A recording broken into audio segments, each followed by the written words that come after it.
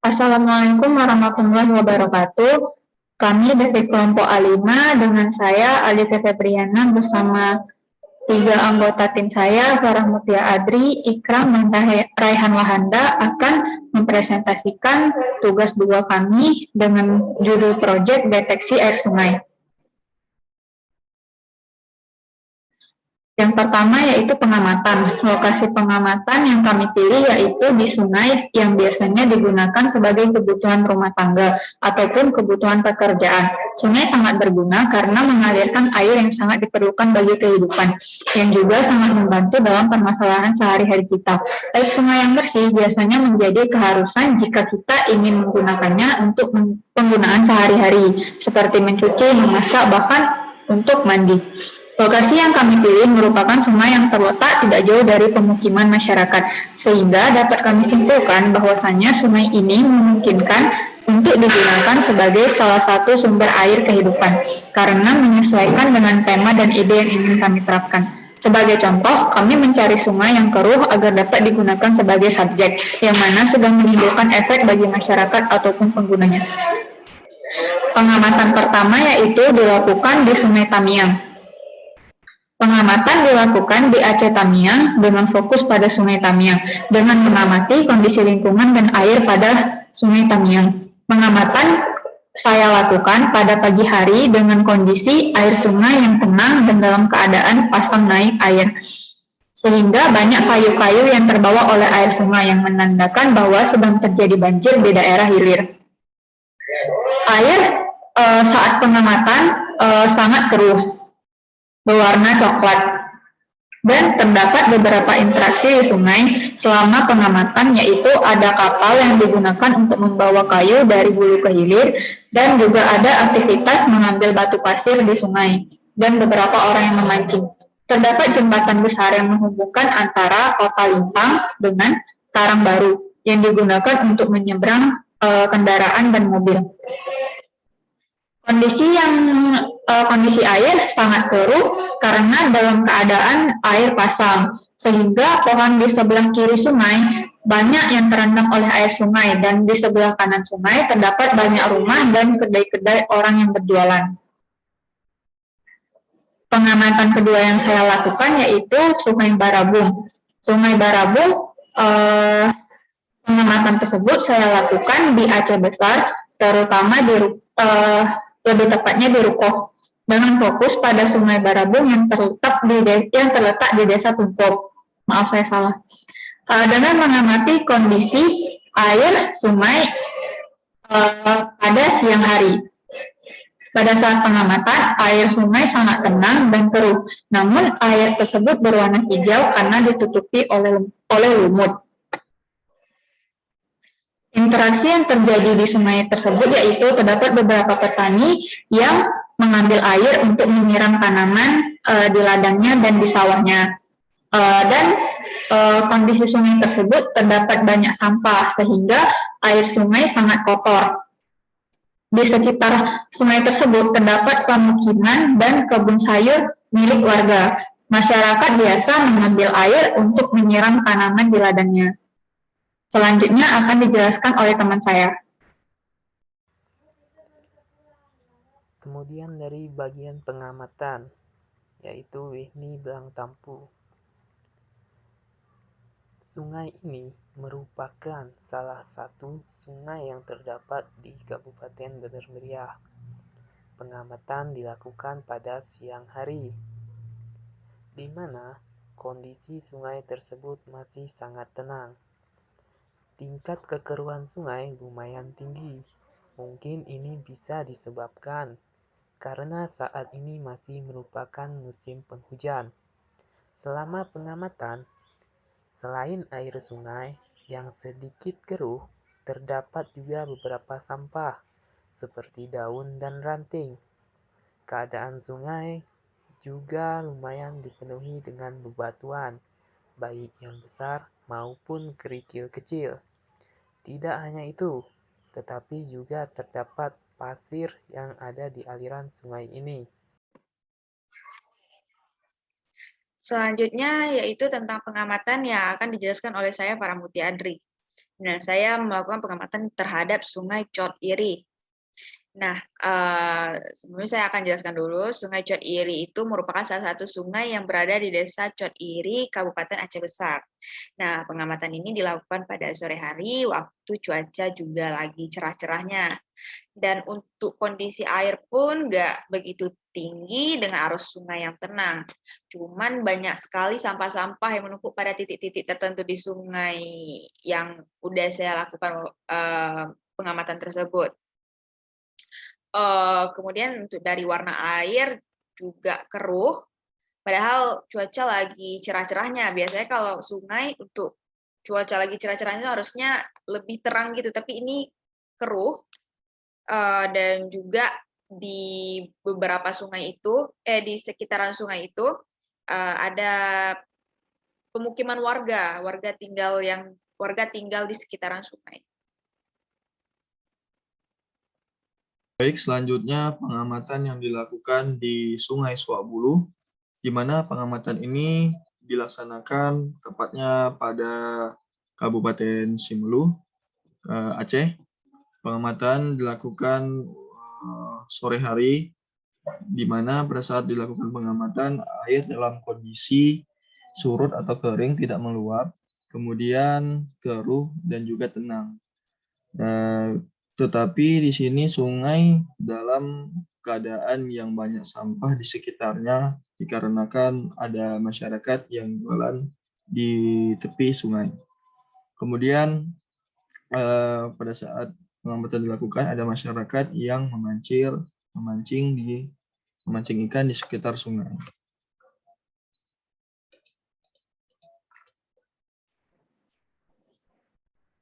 Setelah melakukan pengamatan, kami melakukan wawancara langsung dengan mencari narasumber. Wawancara dilaksanakan dengan melibatkan narasumber yang terkait dengan penggunaan sungai yang kami pilih sebelumnya saat pengamatan. Banyak jenis dan tipe orang yang menggunakan sungai sebagai kebutuhan mereka, baik untuk pekerjaan maupun untuk kebutuhan sehari-hari. Kami dari kelompok A5 yang memiliki 4 anggota masing-masing memilih 2 narasumber yang berbeda, yang mana menjadikannya menjadi 8 narasumber untuk membantu kelompok kami menyelesaikan proyek ini. Orang yang kami pilih pun terlibat secara langsung maupun tidak langsung dalam penggunaan sungai sebagai sumber air.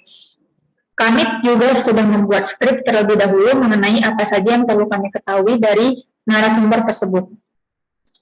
Wawancara yang pertama yang saya lakukan di Sungai Tamiang dengan narasumber wanita yang bernama Azika Fardia, berumur 21 tahun, seorang pedagang yang tinggal di pinggiran Sungai Tamiang.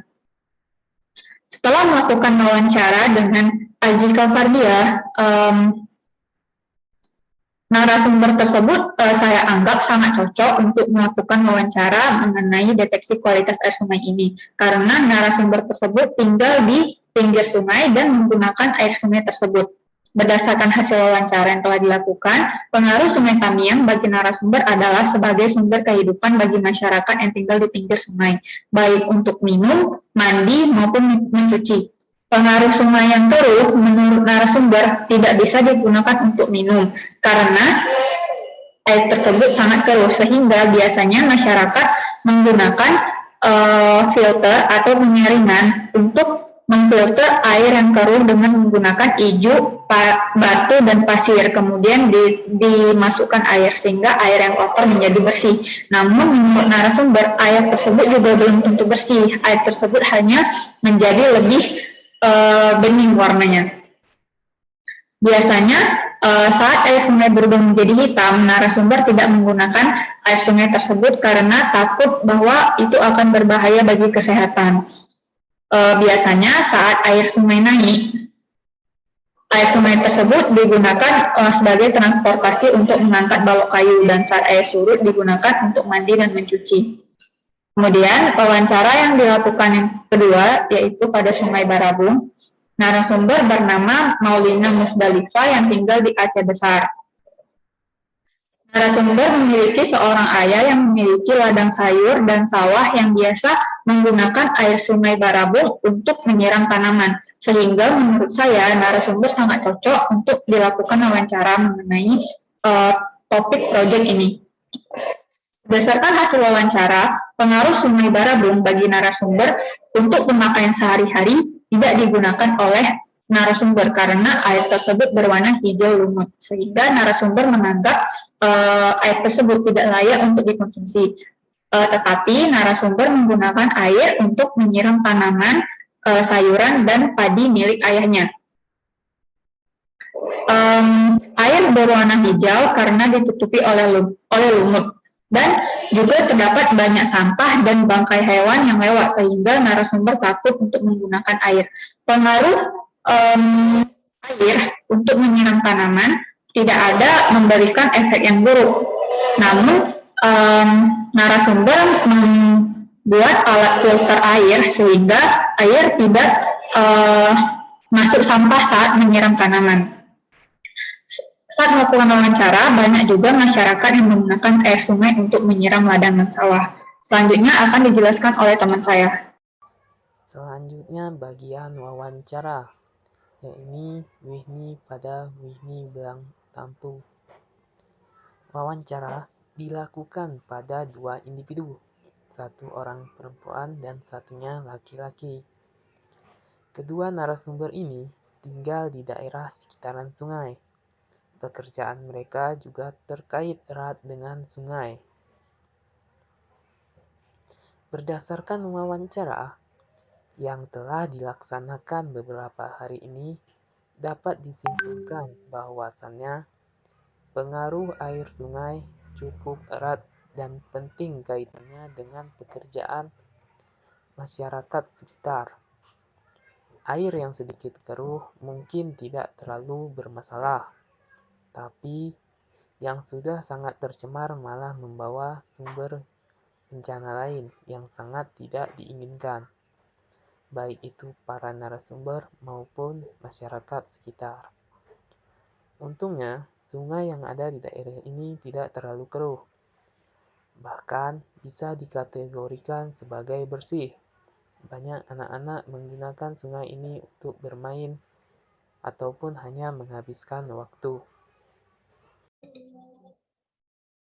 Baik, selanjutnya masuk pada wawancara, di mana wawancara ini dilakukan via WhatsApp dan juga melalui chat dan voice note, di mana narasumbernya ini ada 2 orang, yang bernama Febri Apriansyah dengan umur 20 tahun dan Rezi Ariandi 23 tahun dengan jenis kelamin laki-laki.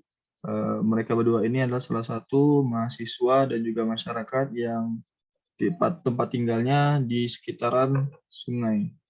Di mana pada saat wawancara berlangsung, mereka mengatakan bahwasanya air sungai ini digunakan untuk keperluan seperti persawahan untuk petani, dan juga ada beberapa masyarakat yang menggunakan sungai untuk memancing ikan. Namun di mana air sungai itu terdapat kotoran ataupun sampah yang berserakan di sungai, dikarenakan beberapa masyarakat masih membuang limbah dari rumah tangga ke arah sungai, dan juga begitu pun dengan sampah. Mereka berdua ini, narasumber ini, tidak mengetahui secara jelas bagaimana cara mereka melihat sungai itu bersih ataupun tidak, karena sungai rata-rata yang mereka lihat dalam keadaan keruh dan tidak sampai berubah warna sampai hitam, namun terdapat beberapa sampah sehingga tidak digunakan air sungai ketika sampah berserakan. Di mana air sungai ini digunakan jikalau air sungai telah di bawah oleh hujan yang deras sehingga air sungai meluap dan mengalir kencang. Kemudian sampah-sampah yang berserakan tadi akan terbawa arus sungai, sehingga sungai dapat digunakan lebih baik dalam hal memancing untuk sawah petani, dan juga terkadang digunakan untuk mengambil airnya sebagai kebutuhan yang lain. Namun, jikalau air sungai surut atau kering, tidak ada hujan deras, maka air sungai itu akan terdapat banyak sampah di sekitarnya, sehingga air sungai tidak dapat digunakan dengan baik. Sekian.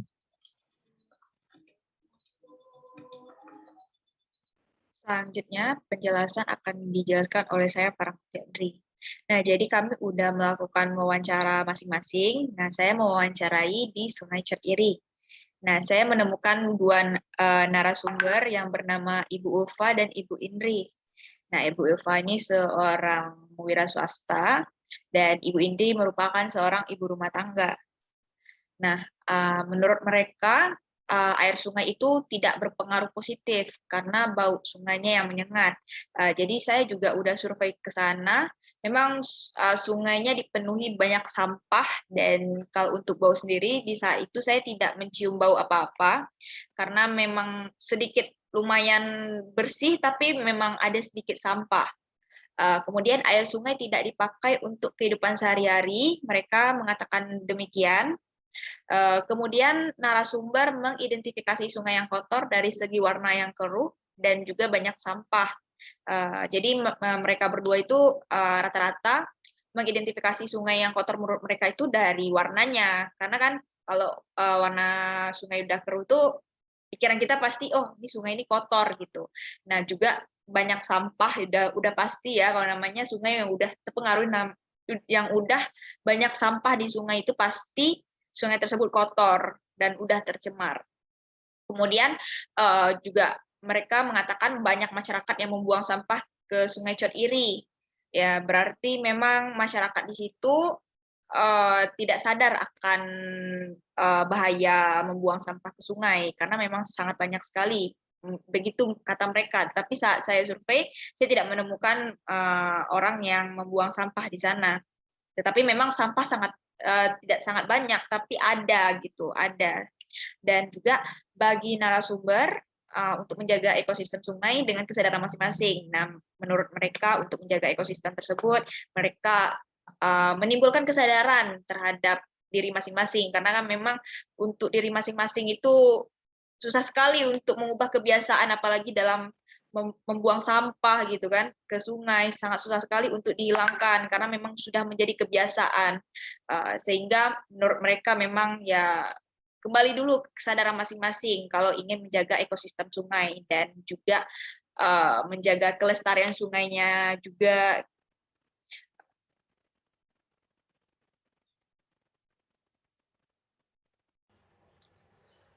Kemudian skrip wawancara. Ada beberapa pertanyaan yang sudah kami sepakati bersama kelompok. Pertanyaan ini yang akan kami gunakan sebagai dasar untuk wawancara bersama narasumber. Yang pertama adalah perkenalan diri. Sebagai pewawancara, kami juga ikut memperkenalkan diri dan menanyakan tentang identitas dari narasumber tersebut. Yang kedua, pengaruh sungai bagi kehidupan atau pekerjaan. Pertanyaan ini mempengaruhi apakah pekerjaan mereka akan sesuai dengan keadaan sungai, entah itu kondisi buruk ataupun saat sungai bersih. Yang ketiga, efek dan pengaruh sungai yang keruh. Sungai yang keruh pasti akan memiliki efek, dan ini menentukan apakah narasumber tersebut menerima efek yang kami harapkan dan kami prediksi. Yang keempat, cara mengidentifikasi sungai yang kotor. Kami ingin memastikan apakah narasumber memiliki cara atau sesuatu yang bisa digunakan untuk mengidentifikasi sungai tercemar ataupun kotor. Kemudian, seberapa sulit untuk mengidentifikasi sungai yang kotor? Pertanyaan ini untuk memastikan tingkat kesukaran dari cara dan teknik yang mereka gunakan.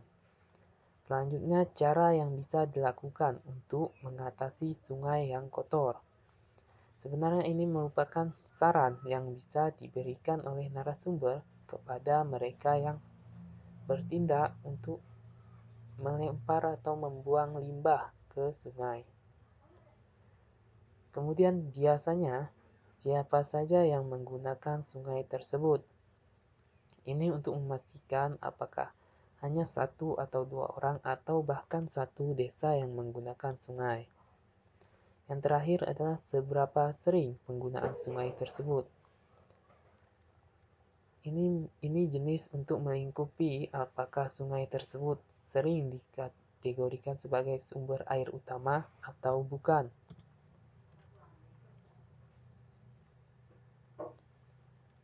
Bagian selanjutnya adalah kesimpulan. Penggunaan air sangat penting bagi masyarakat. Ini berlaku baik untuk orang dewasa maupun anak-anak. Sungai yang kotor dipenuhi oleh banyak sampah akan sangat mengganggu, baik dari segi penampilan yang akan terkesan buruk hingga bau busuk yang kemungkinan akan muncul. Tingkat kekeruhan sungai biasanya tidak terlalu berdampak pada penggunaan sehari-hari tentunya. Kekeruhan biasanya akan perlahan menghilang seiring dengan berjalannya waktu. Kecuali jika sumber dari kekeruhan tersebut tidak dihilangkan, maka sulit lagi dikatakan.